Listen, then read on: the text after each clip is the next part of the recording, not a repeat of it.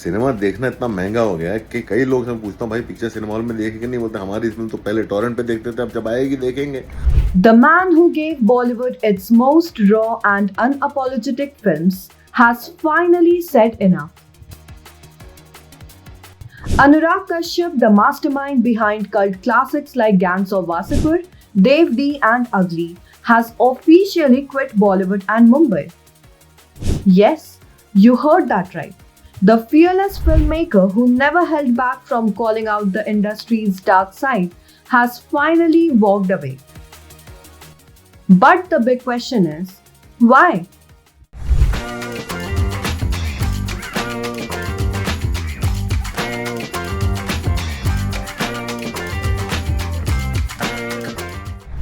Bollywood is toxic, Anurag Kashyap confirms.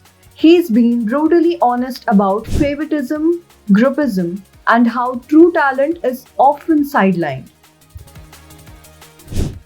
Big banners still favoring star kids over genuine talent? Directors being forced to compromise their creative vision. Controversies, boycotts, and industry politics.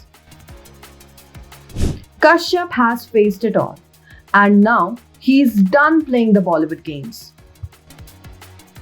For years, Anurag Kashyap fought to make cinema not just movies, but the system. It kept fighting him back. From his films getting delayed to struggling with censorship, Bollywood made sure he had a hard time. Let's not forget, he's had multiple run-ins with Bollywood bigwigs. He's been outspoken about how streaming platforms and studios are killing independent creativity. He's been at the center of controversies for his political and industry-related comments. But now, he's taking a step back. No more trying to fit in with mainstream Bollywood. No more dealing with the pressure of working in Mumbai. So, where is he now? Anurag Kashyap is moving towards independent projects away from the Bollywood noise. But does this mean we'll never see him directing in Bollywood again?